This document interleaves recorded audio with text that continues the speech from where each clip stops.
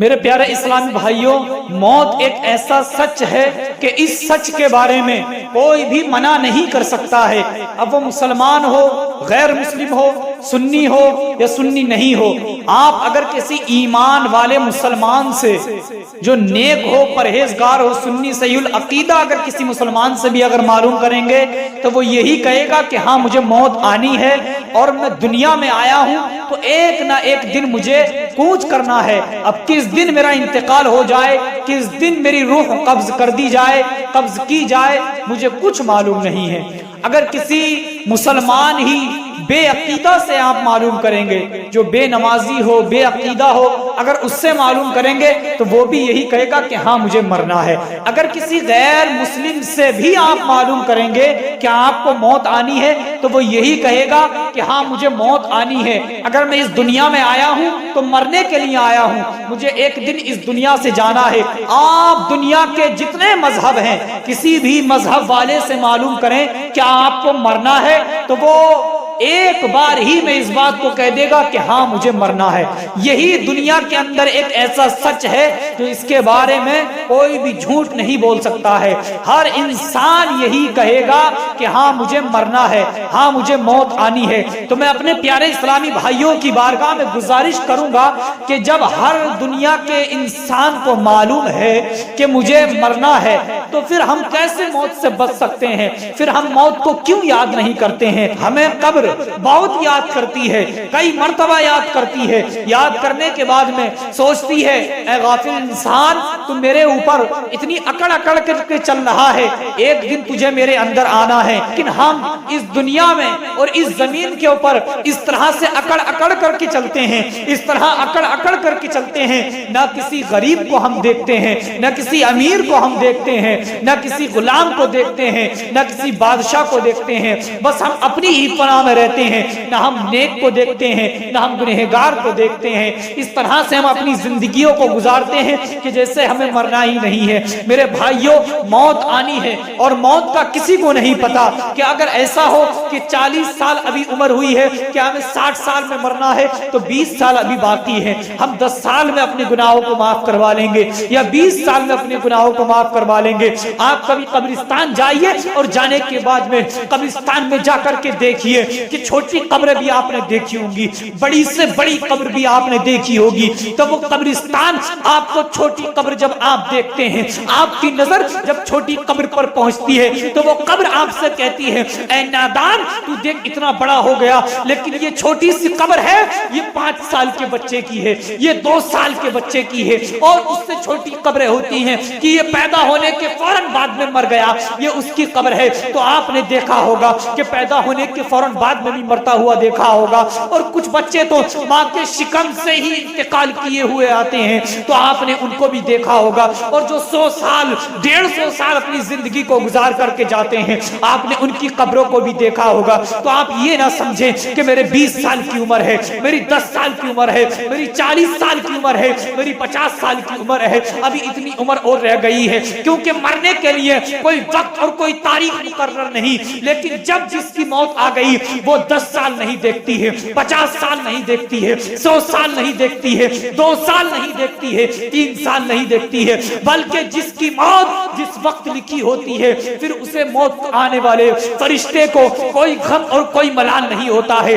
جب فرشتے کو آرڈر مل جاتا ہے، جب فرشتے کو خبر ہو جاتی ہے کہ مجھے اس انسان کی روح کو قبض کرنا ہے، تو پھر وہ ملک الموت فرشتہ یہ نہیں سوچتا ہے کہ اس کے پیچھے اس کی اولاد چھوٹی چھوٹی ہے، اس کے بیوی بچے ہیں، اس کے بیوی بچے تڑپتے رہ جائیں گے، لیکن ملک الموت فرشتہ آتا ہے، آنے کے بعد میں جسم سے روح کو قبض کر لیتا ہے، اس کی بیوی بچے تڑپتے رہ جاتے ہیں، روتے رہ جاتے ہیں۔ اگر بھائی پیار کرنے والا ہوتا ہے، بھائی تڑپتا رہ جاتا ہے، بہن پیار کرنے والی ہوتی ہے، بہن تڑپتی رہ جاتی ہے، ماں باپ ہوتے ہیں، ماں باپ تڑپتے رہ جاتے ہیں، دوست یار ہوتے ہیں وہ سب تڑپتے رہ جاتے ہیں. موت برحق ہے اور جس کو جہاں موت برحق لکھی ہوئی ہے اسی جگہ موت آنی ہے.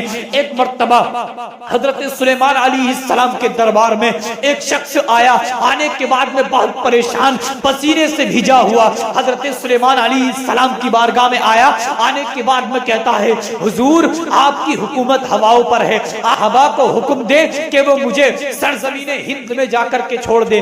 اللہ اکبر.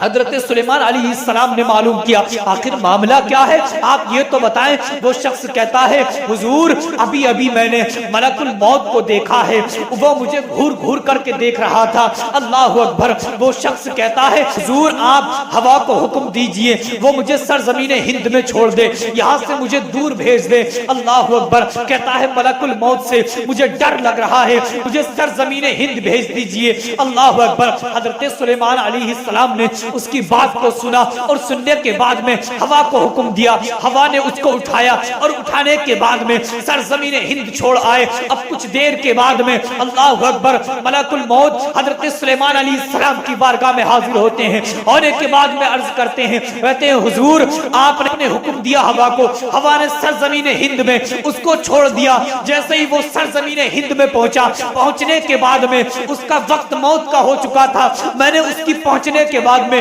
روح کو قبض کر لیا. اللہ اکبر. کہتے ہیں کہ میں نے اس کو حیرانی سے اس لیے دیکھا کہ یہ آپ کے دربار میں اس وقت کھڑا تھا اور اس کی موت میں بس چند ہی منٹ باقی تھے, لیکن یہ آپ کے دربار میں اتنی دور کھڑا تھا. اس کی روح مجھے سرزمین ہند میں قبض کرنی تھی. تو میں حیران ہو گیا کہ اللہ رب العزت کا حکم ہوا ہے کہ سرزمین ہند میں اس انسان کی روح کو قبض کرنی ہے, لیکن یہ کئی میلوں دور سرزمین ہند سے تھا جس جگہ اس کی روح کو قبض کرنا تھا. یہ وہاں سے کافی دور تھا, لیکن میں نے جب اس کو حیرانی سے دیکھا تو اس نے آپ سے آ کر کے کہا آپ نے ہوا کو حکم دیا, ہوا نے اس کو اٹھایا, سرزمین ہند چھوڑ دیا اور جیسے ہی یہ پہنچتا ہے اس کے پیچھے سے میں پہنچ جاتا ہوں اور میں نے پہنچنے کے بعد میں اس کی روح کو قبض کر لیا. آپ اس جگہ سے میلوں دور ہیں کہ جس جگہ آپ کی موت آنی ہے تو آپ کسی نہ کسی بہانے سے اس جگہ پہنچ جائیں گے کہ جس جگہ آپ کی روح کو قبض کرنی ہے,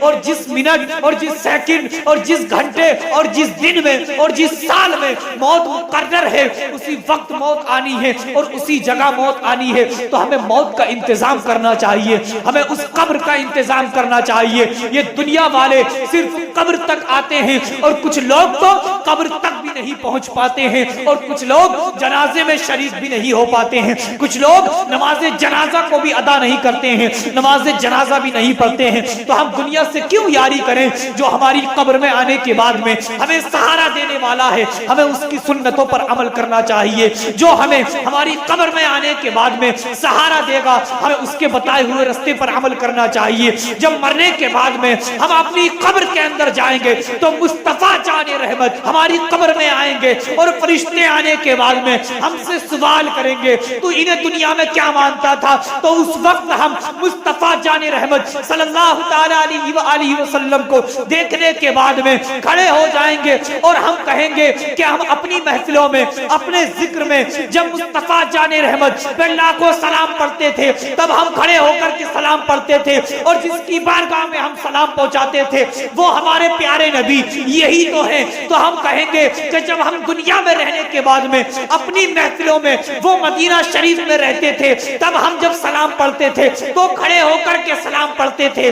آج جب ہماری نگاہوں کے سامنے مصطفیٰ جان رحمت تشریف فرما ہے تب ہم کیسے لیٹ کر کے سلام پڑھیں. اس وقت ہم کھڑے ہو جائیں گے, ہونے کے بعد میں سلام پڑھیں گے مصطفیٰ جان رحمت پہ لاکھوں سلام, شمع بزم ہدایت پہ لاکھوں سلام, شہر یار ارم تاجدار حرم نو بہار شفاعت پہ لاکھوں سلام. پھر فرشتے کہیں گے کہ اب سوال کی ضرورت نہیں ہے, اس نے خلاصہ کر دیا کہ یہ مصطفیٰ کا دیوانہ ہے. حضور کہیں گے کہ اسے جنت کا لباس پہلانے کے بعد میں اسے جنت میں داخلہ دلا دو. تو شاعر کہتا ہے کہ قبر میں کیسے میں کہہ دوں کہ اندھیرا ہوگا, قبر میں کیسے میں کہہ دوں کہ اندھیرا ہوگا, آقا جب سامنے ہوں گے تو سویرا ہوگا.